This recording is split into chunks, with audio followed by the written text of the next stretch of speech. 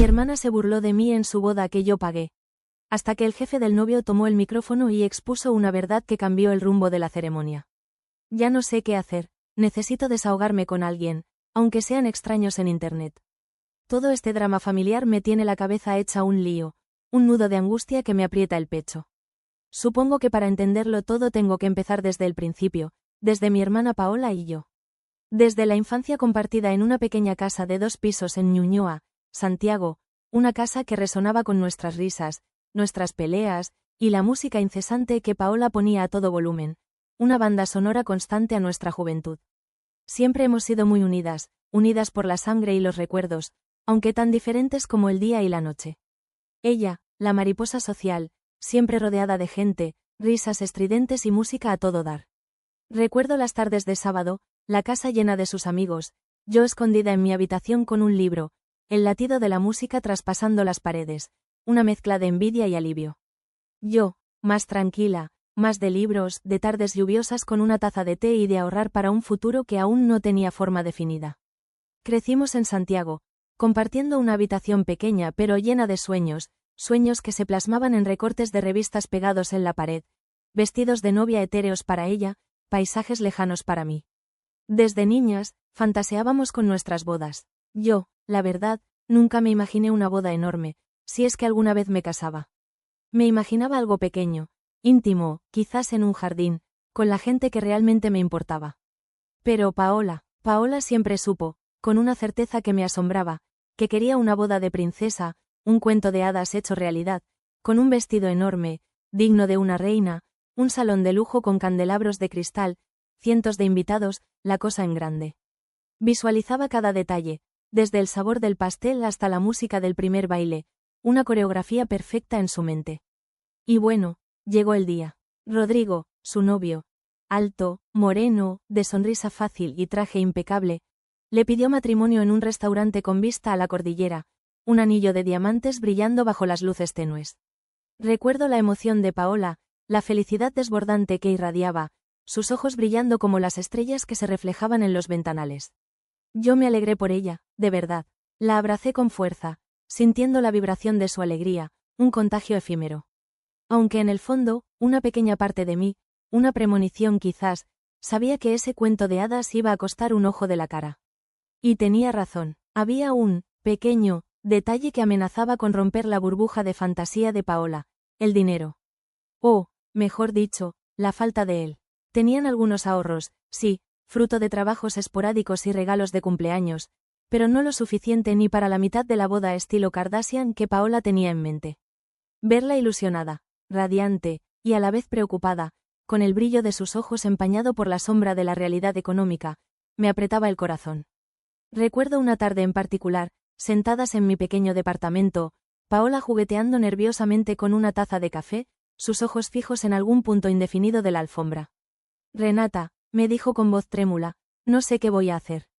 No quiero renunciar a mi sueño, pero... No terminó la frase, no hizo falta. En ese momento, no pensé en las consecuencias, no pensé en mis propios planes, en el viaje que había estado postergando, en el pequeño departamento que quería comprar. Solo quería ver a mi hermana feliz, borrar esa sombra de preocupación de su rostro. Le ofrecí mis ahorros, todos los que había acumulado con esfuerzo y disciplina durante años. Te los presto, Paola, le dije, tratando de sonar casual, me los devuelven cuando puedan. Ella me abrazó con fuerza, sus lágrimas mojando mi hombro. Eres la mejor hermana del mundo, susurró, no sabes cuánto te lo agradezco. En ese momento, creí que estaba haciendo lo correcto. No imaginaba que ese acto de generosidad, de amor fraternal, se convertiría en la semilla de una amargura que aún me corroe. No imaginaba que el precio de la felicidad de mi hermana sería mi propia humillación. Después de la promesa de ayuda, mi vida se convirtió en un torbellino de encajes, chifones, satenes, organzas y tules. Paola, cual directora de orquesta, dirigía la sinfonía de su boda con una energía inagotable. Al principio, me dejé arrastrar por su entusiasmo. Me sentaba con ella horas enteras, hojeando catálogos de flores con nombres exóticos que nunca había escuchado, probando miniaturas de pastel que me dejaban empalagada, y escuchando una y otra vez la canción de Ed Sheeran que había elegido para su primer baile, hasta el punto de que la melodía se me incrustaba en el cerebro como un gusano pegajoso. Me arrastraba a pruebas de vestido, donde la veía girar frente al espejo, envuelta en metros y metros de tela blanca, con una sonrisa radiante que iluminaba la habitación. Opinaba sobre los centros de mesa, sobre la tipografía de las invitaciones, sobre el color de las servilletas, tratando de involucrarme, de ser parte de su felicidad. Pero poco a poco, ese entusiasmo contagioso empezó a mutar en algo más oscuro, más absorbente. Como una enredadera que, al principio, parece inofensiva, pero que termina por asfixiar todo lo que encuentra a su paso. Las peticiones de Paola se volvieron más frecuentes, más exigentes, más desconsideradas. Renata, ¿podrías encargarte de confirmar la lista de invitados? Tengo una cita con la maquilladora. Renata, ¿puedes ir a supervisar la decoración del salón? Es que Rodrigo y yo tenemos que elegir los vinos. Renata, ¿puedes ir a recoger el vestido de la tintorería? Es que tengo una sesión de fotos para la despedida de soltera. Un incesante bombardeo de encargos, dictados con un tono que daba por sentada mi disponibilidad absoluta, sin un, por favor, o un, gracias, genuino. Como si mi tiempo, mi energía, mi propia vida, no tuvieran valor alguno. Como si mi única función en el universo fuera la de ser su asistente personal, su secretaria, su sombra. Y luego vinieron los comentarios, las indirectas, las pequeñas puñaladas envueltas en un tono jovial, disfrazadas de bromas inocentes. Ay, Renata, qué suerte tengo de tener una hermana solterona que puede dedicarse a estas cosas. Yo, con mi vida social tan ajetreada, decía con una risita, mientras sus amigas, un coro de clones perfectamente maquillados, reían a su lado. Rodrigo, con su sonrisa de galán de telenovela, asentía con condescendencia. Yo sentía un nudo en la garganta, la sangre subiendo a mis mejillas, las manos frías y húmedas. Tragaba saliva, forzaba una sonrisa, y respondía con un hilo de voz. No te preocupes, Paola, para eso están las hermanas. ¿Para qué más, en realidad? Me preguntaba en silencio, mientras la amargura me corroía por dentro. ¿Para ser el banco, la mucama, el blanco de sus burlas? ¿Para ver cómo mis propios sueños, mis propios planes, se disolvían en la niebla, eclipsados por el resplandor cegador de su asterisco boda? El viaje a Europa que había estado planeando durante años, el pequeño departamento con vista a la cordillera que quería comprar, todo parecía insignificante, ridículo, comparado con la magnitud monumental de su evento. Recuerdo una noche en particular, después de una extenuante jornada de pruebas de menú.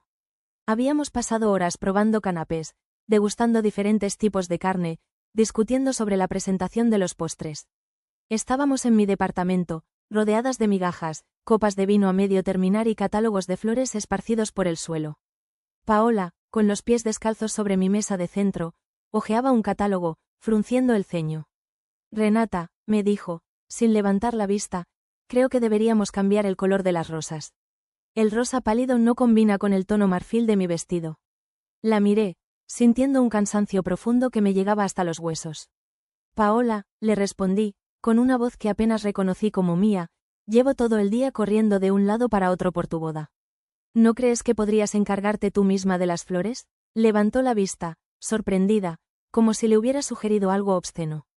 ¿Y qué se supone que haga yo?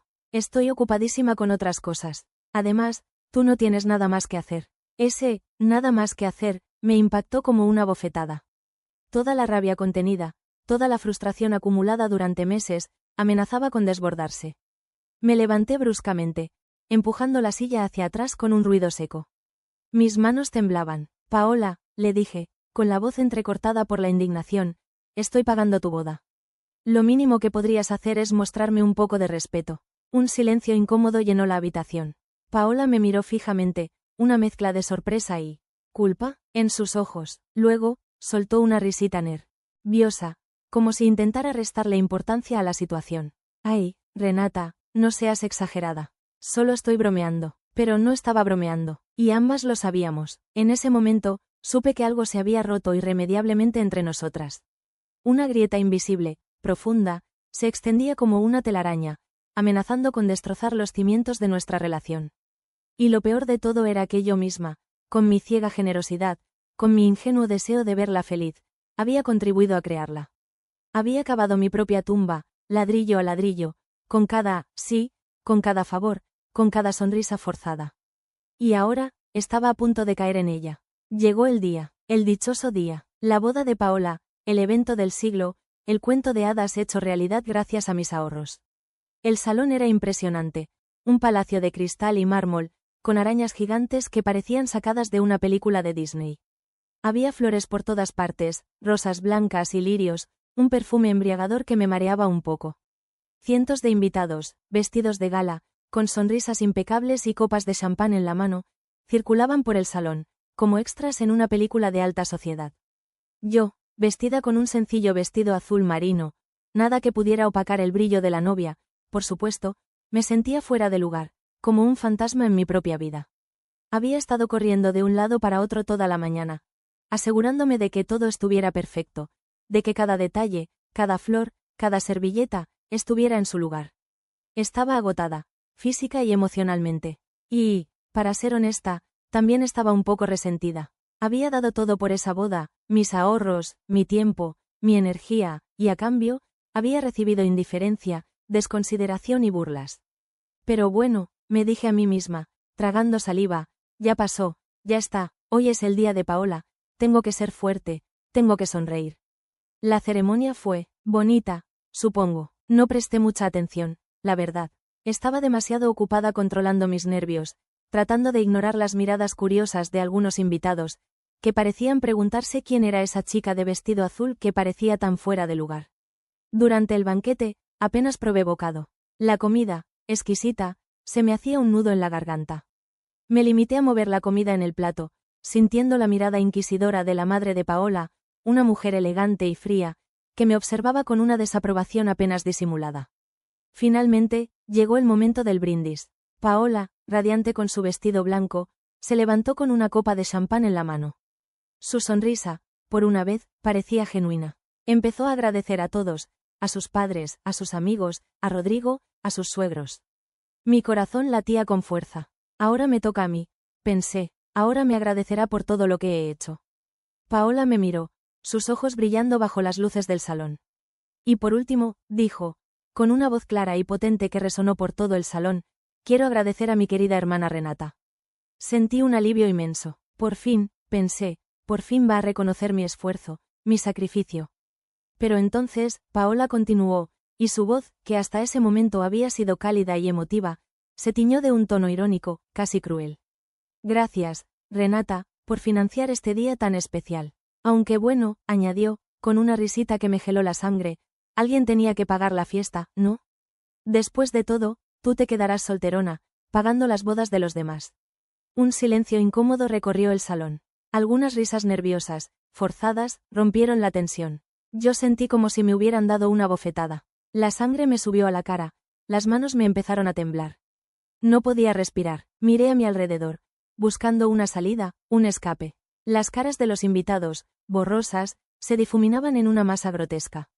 Sentí náuseas, quería desaparecer, que la tierra me tragara. Paola, ajena a mi humillación, seguía hablando, brindando por su felicidad, por su futuro, por su cuento de hadas hecho realidad a costa de mis sueños rotos.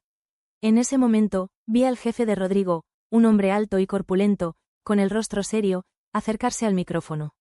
Paola lo miró, sorprendida. Intentó detenerlo, pero él la apartó suavemente, con una mirada que no admitía réplica.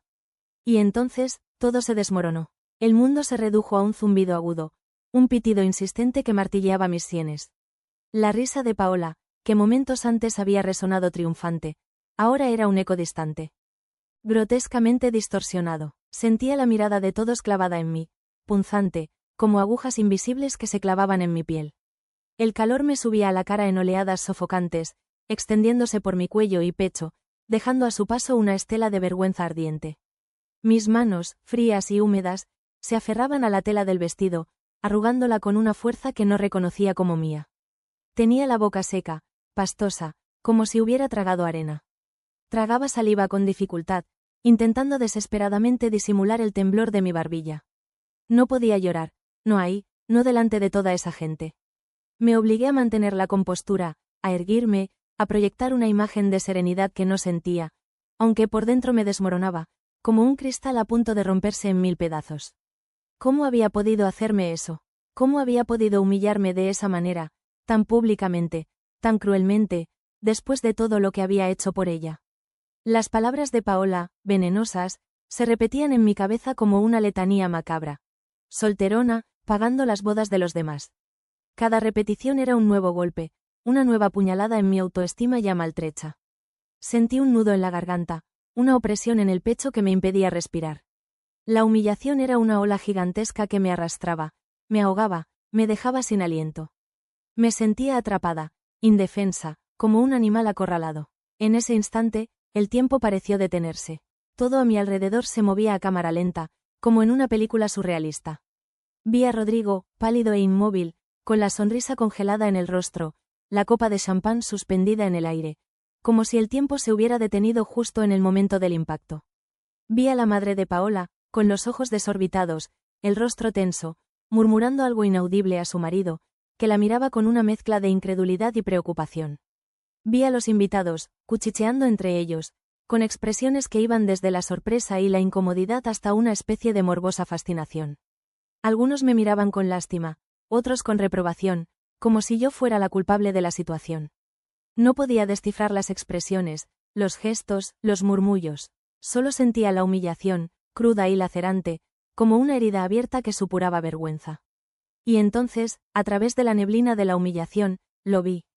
El jefe de Rodrigo, un hombre alto y corpulento, con el rostro serio y la mandíbula apretada, se abría paso entre la multitud, con paso decidido, casi marcial.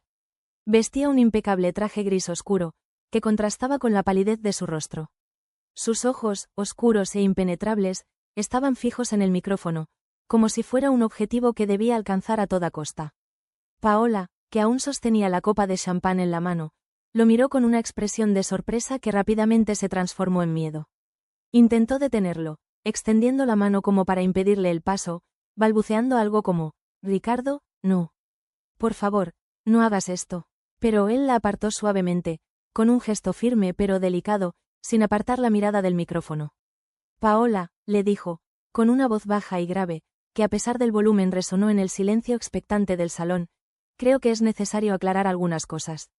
Sus palabras, cargadas de una tensión contenida, fueron como una descarga eléctrica que recorrió el salón.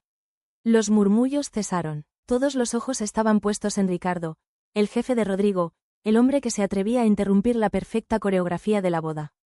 En ese momento, un extraño pensamiento cruzó por mi mente. ¿Debería detenerlo? ¿Debería intervenir, evitar lo que previsiblemente venía? Podía hacerlo. Podía levantarme, gritar, crear una distracción, cualquier cosa para impedir que la situación empeorara. Pero no lo hice. La humillación que me había hecho pasar Paola era demasiado grande. La rabia, la indignación, el resentimiento, se habían apoderado de mí, formando un nudo de emociones negativas que me paralizaba. Me quedé sentada, inmóvil, observando la escena con una mezcla de fascinación morbosa y un vago sentimiento de culpa. ¿Era yo la mala por no detenerlo? ¿Estaba mal dejar que la verdad saliera a la luz, aunque fuera de esa manera, en ese momento, en ese lugar? La duda me carcomía mientras Ricardo se acercaba al micrófono, con el rostro impasible, la mirada fija en un punto indefinido del horizonte. El silencio en el salón era absoluto, un silencio preñado de expectación, de tensión. De un drama inminente que estaba a punto de estallar. El mundo a mi alrededor se distorsionaba, los rostros de los invitados, antes sonrientes y festivos, se transformaban en máscaras grotescas de asombro y morbo. El murmullo inicial, un rumor confuso de especulaciones, crecía en intensidad, convirtiéndose en un zumbido amenazante que resonaba en mis oídos, amplificando mi propia angustia. La opresión en mi pecho se intensificaba, cada bocanada de aire era una lucha, como si una mano invisible me apretara la garganta. La sangre, que momentos antes me había subido a la cara en una oleada de vergüenza, ahora parecía drenar de mi cuerpo, dejándome fría, temblorosa, al borde del desmayo. Me aferraba al respaldo de la silla con los nudillos blancos, las uñas clavándose en la madera pulida, un ancla desesperada en medio de la tormenta que se desataba a mi alrededor. Los suegros de Paola, dos figuras imponentes que hasta ese momento habían presidido la ceremonia con una elegancia glacial, se levantaron de golpe, sus rostros transformándose en un lienzo de horror e indignación. La madre de Paola, una mujer alta y delgada, envuelta en un vestido de seda color champán que contrastaba brutalmente con la palidez de su rostro, se abalanzó sobre Ricardo como una leona protegiendo a su cachorro. Sus tacones resonaban contra el mármol pulido, cada golpe un eco de su desesperación. «Ricardo, por favor», le suplicó, su voz un susurro tenso que apenas se escuchaba por encima del creciente murmullo de los invitados.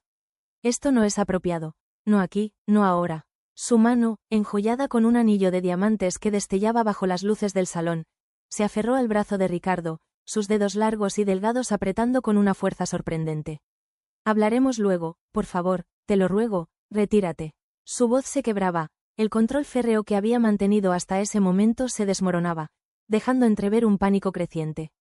El padre de Paola, un hombre corpulento con el cabello plateado peinado hacia atrás y una expresión habitualmente afable, se unió a su esposa, su rostro contraído por una mezcla de preocupación e ira contenida. Ricardo, ¿qué demonios estás haciendo? Le espetó, su voz más grave y autoritaria que la de su esposa, pero con un temblor apenas perceptible que delataba su propia inquietud. Esto es una boda, no una junta de accionistas. Si tienes algún problema con Rodrigo, resuélvelo en privado, no delante de todos. Su mano, grande y bronceada, se posó sobre el hombro de Ricardo, un gesto que pretendía ser tranquilizador, pero que en realidad transmitía una amenaza apenas velada. Pero Ricardo se mantuvo firme, impasible ante las súplicas y las amenazas. Su cuerpo, alto y corpulento, parecía una roca inamovible en medio del torbellino de emociones que lo rodeaba. Apartó suavemente la mano de la madre de Paola, sin siquiera mirarla, sus ojos oscuros e impenetrables fijos en el micrófono, como si fuera un faro que lo guiaba en la oscuridad. Lo siento, Margarita, Alberto, dijo, su voz baja y grave, cortando el aire como un cuchillo. Pero esto es algo que todos deben saber. Su mirada se desvió por un instante, recorriendo los rostros atónitos de los invitados, antes de volver a posarse en el micrófono, con una determinación que no dejaba lugar a dudas. La tensión en el ambiente era palpable, una electricidad estática que hacía que se me erizara el vello de los brazos. Los invitados, que hasta ese momento habían permanecido sentados, expectantes, comenzaron a moverse inquietos en sus sillas, intercambiando miradas nerviosas, cuchicheando entre ellos con una urgencia creciente. Las especulaciones volaban por el salón como una bandada de pájaros asustados. ¿Qué estará pasando? ¿Será algo grave? ¿Tendrá que ver con Paola? ¿Y con Rodrigo?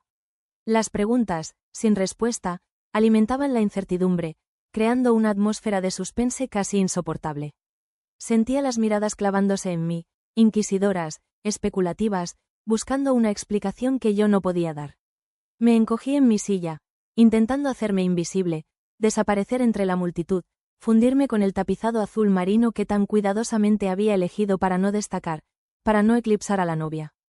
Pero era inútil. La humillación pública que había sufrido momentos antes me había convertido en el centro de atención, en un personaje involuntario de este drama que se desarrollaba ante mis ojos. Miré a Paola, que seguía de pie. Junto al micrófono, su rostro pálido y desencajado, sus ojos fijos en Ricardo con una expresión de terror que me geló la sangre. En ese instante, comprendí. Ella sabía lo que venía. A diferencia del resto de nosotros, ella entendía el significado de la mirada implacable de Ricardo, la gravedad de sus palabras, el peso del silencio que se cernía sobre el salón. Y en ese momento, una extraña sensación, una mezcla de compasión, lástima y una fría satisfacción, se apoderó de mí. Por primera vez desde que había comenzado todo este drama, sentí algo parecido a la empatía por mi hermana.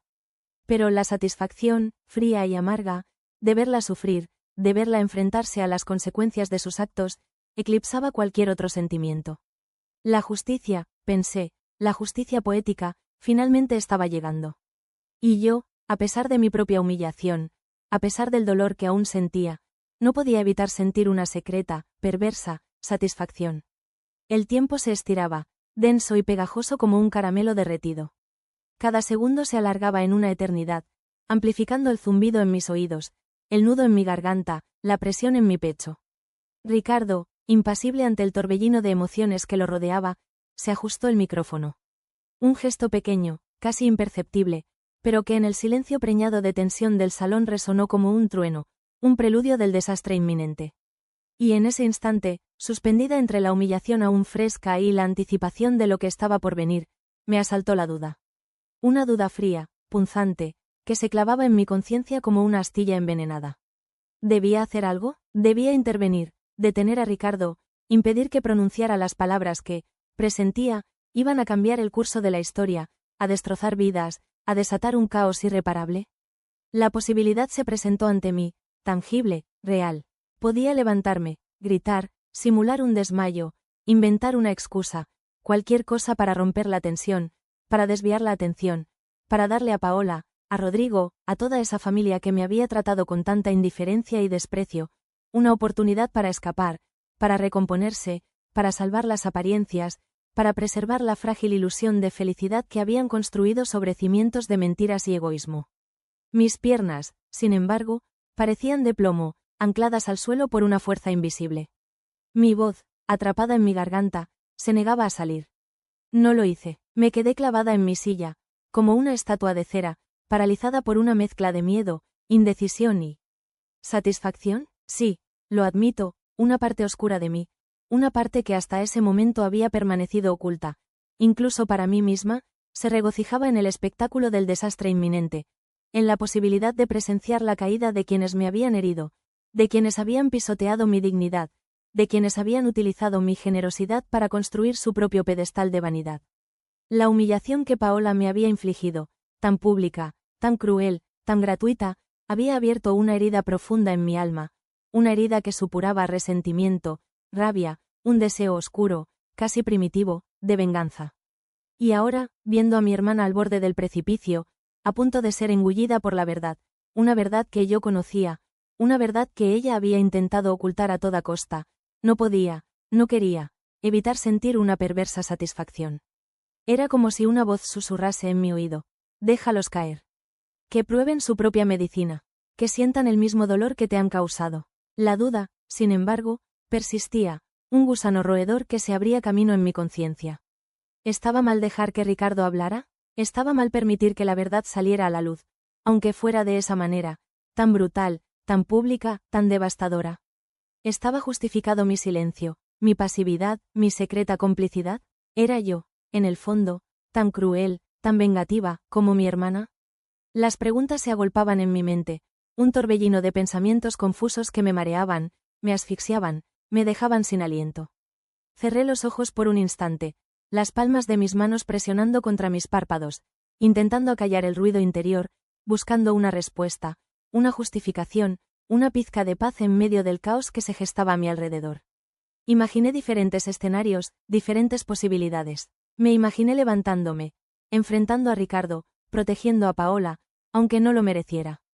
Me imaginé gritando, interrumpiendo la ceremonia, creando una distracción, dándoles a todos una oportunidad para escapar, para recomponerse. Pero cada escenario se desvanecía tan pronto como aparecía, como una imagen borrosa en un espejo empañado. No podía hacerlo, no tenía la fuerza, la voluntad, el deseo, de salvarlos. Abrí los ojos de nuevo, y vi a Ricardo, impasible, con el micrófono en la mano, la mirada fija en un punto indefinido del horizonte, ajeno al drama que se desarrollaba a sus pies. Su rostro, normalmente jovial y afable, estaba tenso, serio, como una máscara de tragedia griega. Tomó una profunda bocanada de aire, y en ese momento, supe que ya no había vuelta atrás. La verdad, como una bestia liberada de su jaula, estaba a punto de ser desatada. Y yo, testigo silencioso, cómplice involuntario, no podía hacer nada para detenerla. Solo podía esperar, con el corazón latiéndome con fuerza en el pecho, un tambor frenético que marcaba el ritmo de mi angustia, las manos frías y sudorosas, aferradas a la tela del vestido como si fuera un salvavidas, el estómago revuelto por una mezcla de náuseas y anticipación, a que las palabras de Ricardo, como dardos envenenados, destrozaran la fachada de perfección, de felicidad, de cuento de hadas, que Paola había construido con tanto esmero, con tanto egoísmo, con mi dinero. Y mientras esperaba, una pregunta martilleaba a mi mente, una pregunta que me atormentaría durante mucho tiempo, una pregunta que aún hoy, meses después, me impide dormir por las noches. ¿Era yo la villana de esta historia? ¿Había cruzado la línea entre la justicia y la venganza? ¿Había permitido que el resentimiento me consumiera, transformándome en un reflejo distorsionado de la persona que mi hermana había sido conmigo? La incertidumbre, como una sombra alargada, se proyectaba sobre mi futuro, oscureciendo cualquier posibilidad de redención, de paz, de reconciliación. Y en la oscuridad, solo escuchaba el eco de las palabras de Paola, venenosas, hirientes, resonando en mi memoria como una profecía autocumplida. Solterona, pagando las bodas de los demás. El silencio que siguió a la declaración de Ricardo fue ensordecedor, como si alguien hubiera apretado un botón de pausa en la realidad, congelando a todos en sus lugares, con las expresiones de horror grabadas en sus rostros. Recuerdo la mirada de Paola, vacía, perdida, como si la hubieran desconectado del mundo. Su rostro, antes radiante, se había convertido en una máscara de dolor, de incredulidad, de puro terror. El vestido blanco, impoluto, ahora parecía una mortaja, un símbolo de la pureza perdida, de la felicidad destrozada.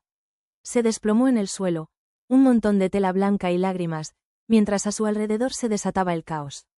Ricardo, ajeno al drama que había desatado, continuó hablando con una voz fría y monótona, detallando las irregularidades que había descubierto en las cuentas de la empresa, las falsificaciones, los desvíos de dinero, las mentiras que Rodrigo había tejido con tanta habilidad para mantener su fachada de éxito, de respetabilidad, de futuro prometedor. Las palabras de Ricardo, precisas y demoledoras, resonaban en el salón, cada sílaba un martillazo que destruía la imagen idílica del novio perfecto, del hombre ideal, del príncipe azul que Paola había elegido para protagonizar su cuento de hadas. Los invitados, que al principio habían reaccionado con un silencio estupefacto, ahora murmuraban entre ellos, con una mezcla de horror, indignación y morbo. Las especulaciones volaban por el salón, alimentando el fuego del escándalo, transformando la boda de ensueño en un circo romano, donde Paola, la novia caída en desgracia, era el centro de todas las miradas, de todos los comentarios, de todas las condenas. La boda, por supuesto, nunca se celebró. El cuento de hadas se convirtió en una pesadilla. Paola, marcada como la novia que se casó con un fraude, desapareció del mapa social, llevándose consigo los restos de su orgullo destrozado. Rodrigo, enfrentando una posible condena por sus delitos, se convirtió en un paria, un fantasma que vagaba por los pasillos de la justicia, esperando su sentencia. Los suegros de Paola, humillados y desprestigiados, se refugiaron en el silencio, en la oscuridad de su mansión, intentando borrar de la memoria colectiva el recuerdo de la boda fallida, del escándalo que había manchado su apellido, su reputación, su legado. Y yo me quedé sola, con el eco de las palabras de Paola resonando en mi cabeza, con el peso de mi NCIO, de mi complicidad, de mi venganza. Los ahorros que había entregado con tanta generosidad, con tanta ingenuidad, se habían esfumado, como un espejismo en el desierto. El viaje a Europa, el pequeño departamento con vista a la cordillera, todos mis sueños, todos mis planes, se habían desvanecido en la niebla, eclipsados por el drama de la boda fallida, por el escándalo que había salpicado a toda la familia. Han pasado meses desde entonces. La herida de la humillación pública aún supura, un dolor sordo que me acompaña a todas partes. Intento reconstruir mi vida, pieza por pieza, como un rompecabezas roto. Vuelvo a ahorrar, con la misma disciplina, con el mismo esfuerzo, pero ahora con una amargura, con un cinismo, que antes no conocía. He aprendido que la gratitud es un regalo que no todos saben dar. He aprendido que la generosidad, sin límites, puede ser un arma de doble filo. He aprendido que el silencio, a veces, puede ser tan devastador como las palabras. Y he aprendido, de la manera más dolorosa, que la humillación que Paola me regaló, le volvió multiplicada. Karma, supongo, pero la duda persiste, un fantasma que me persigue en la oscuridad. ¿Hice lo correcto? ¿Debí haber intervenido, haber detenido a Ricardo, haber evitado el desastre? ¿O estaba justificado mi silencio, mi pasividad, mi secreta venganza? Fui demasiado lejos al dejar que la verdad saliera a la luz de esa manera, tan brutal, tan pública, tan devastadora.